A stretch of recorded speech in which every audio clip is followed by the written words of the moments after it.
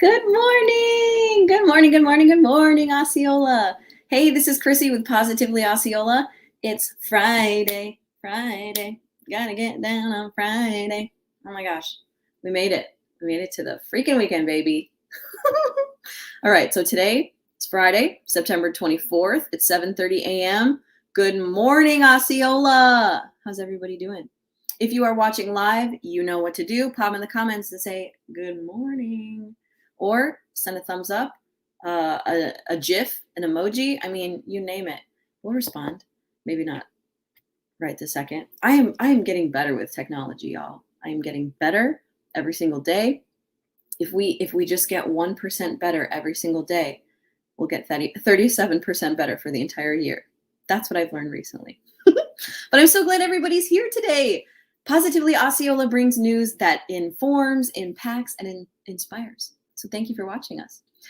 We also are on Facebook, we're on Twitter, we're on YouTube, you name it, we're there. So we want to give you what you want to see. And in fact, I have a joke today that I think you do want to hear. Now, I don't take myself this seriously, okay? And you cannot take me seriously either. Dad jokes are my favorite thing. So if you're my friend, I'll always be like, can you tell me a joke? It's just something I do and people hate it. So here's my joke for the day. What did the police officer say to his belly button? You're under arrest. So dumb. All right, let's go.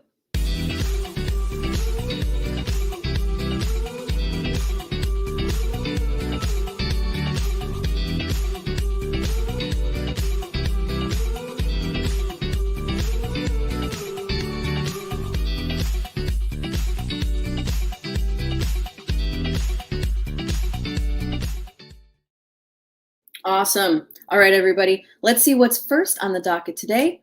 Ah, yes. One of my favorite places in the world is hosting a very fun family event.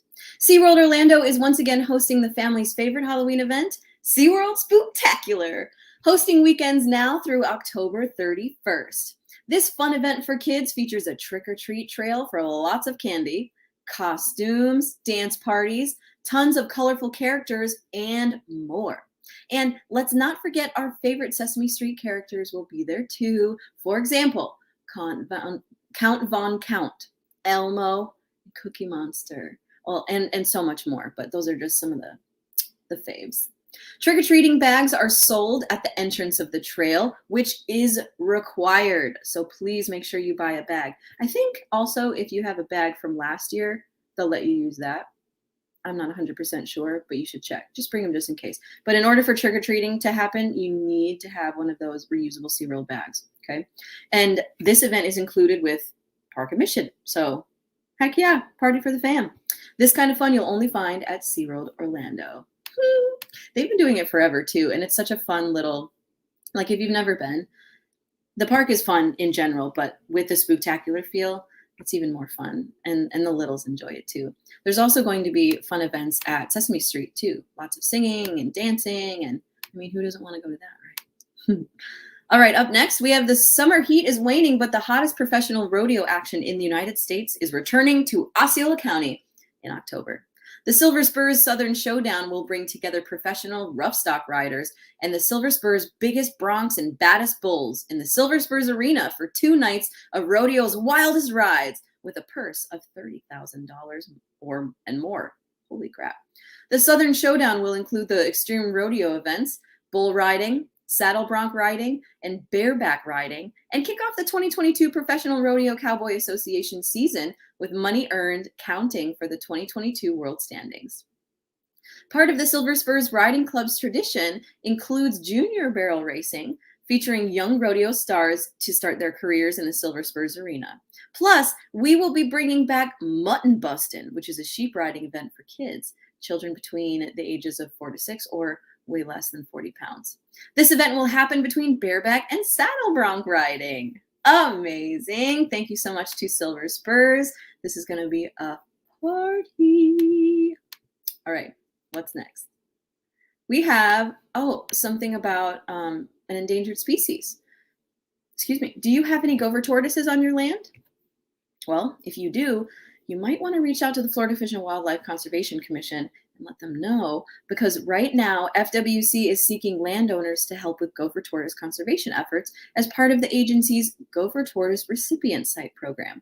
Apparently, if you have land where this endangered species of tortoise lives, you may charge for a fee for FWC to come remove them from your property, and fees may vary. So because this animal is considered to be a keystone species and an endangered species, it means that they have a niche that's important to lots of other animal species. It's really important for their numbers to stay up. Like, for example, gopher tortoises dig tunnels and burrows, which other species of animals use to navigate underground. And without the tortoises, there's no burrows, there's no tunnels, there's no shelter. And it's really important because then those species don't have any of that to use. So according to the FWC, staff will assist property owners whose lands meet the recipient site criteria throughout the application process. They will also help landowners make improvements to their land to improve quality habitat for gopher tortoises and other wildlife. To learn more about gopher tortoises, the recipient program, and how to apply, visit myfwc.com/gophertortoise. Amazing.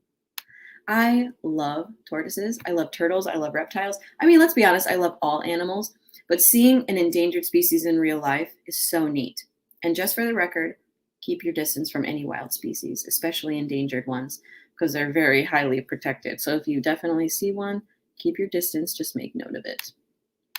Speaking of animals, we are going to be continuing this amazing celebration with Kissimmee Valley Feed and Ranch Supply. They're celebrating their 30th anniversary with an exciting sales event.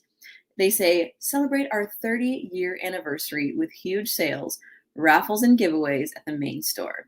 The 3-day sale is from September 30th through October 2nd. So save the date if you're interested in saving some cash on feed, hay, grooming tools, gardening tools, clothing, and so much more. For more information about the event, please visit positivelyosceola.com and click on this article. Yes, and thank you again to Kissimmee Valley Feed. You have always been supporting the community for so long. Y'all are awesome. All right, so let's talk a little bit about what's going on in the schools in Osceola County and Florida in general. About asymptomatic students and what's going to happen with that.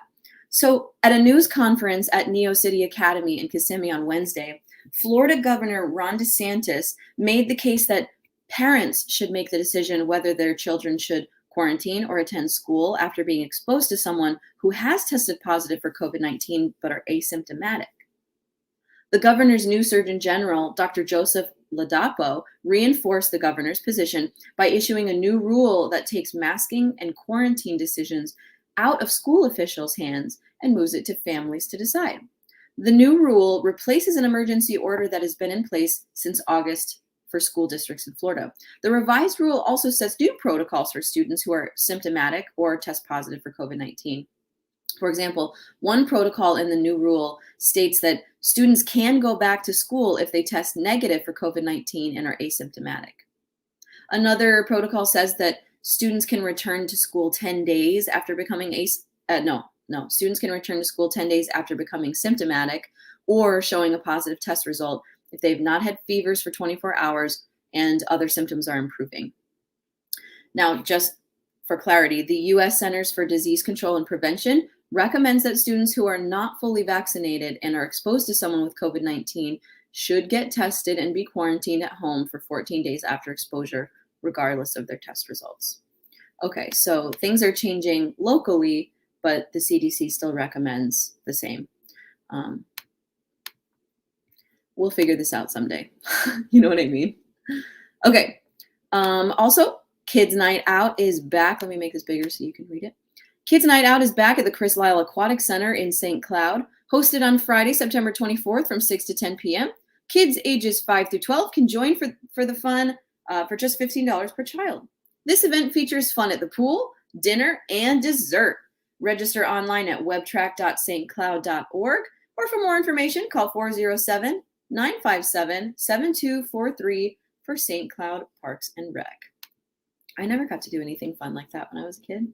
I did get to do a lot of amazing things. Mom, if you're listening, that's not what I mean. But this specifically at an aquatic center, that would have totally been my jam. No, I love pools and water and all that stuff.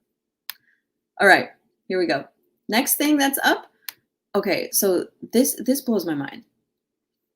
The Osceola County Sheriff's Office showed off its what's called new RealTime Crime Center on Wednesday, which had a very Minority Report feel to it. And if you've never seen that movie, you have to, because it's awesome. But also because the idea of having a system that helps to solve crimes faster and keep citizens safer, that's the real magic. The Real-Time Crime Center should provide the Sheriff's Office with the ability to capitalize on a wide and expanding range of technologies for efficient and effective policing, designed to allow law enforcement officers to respond quickly or even immediately to crimes in progress or to those that recently occurred. The Real-Time Crime Center's goal is to improve operational intelligence with a proactive emphasis on officer, citizen, businesses, and community safety.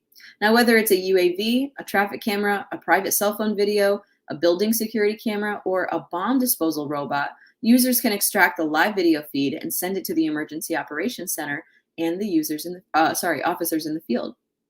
And ultimately, cutting down on response time is a huge plus. Way to go, Osceola County Sheriff's Office. That is really cool. When I read that, I was like, oh my gosh, 2021. Technology is happening. It's changing the world. That's so cool. All right. Now, last but not least, we want to hit you with some weather today. After starting in the low 70s this morning, temps will rise to a high of 88. Oh my gosh, we're not making it to 90 degrees. What? All right. And with partly cloudy skies throughout the day.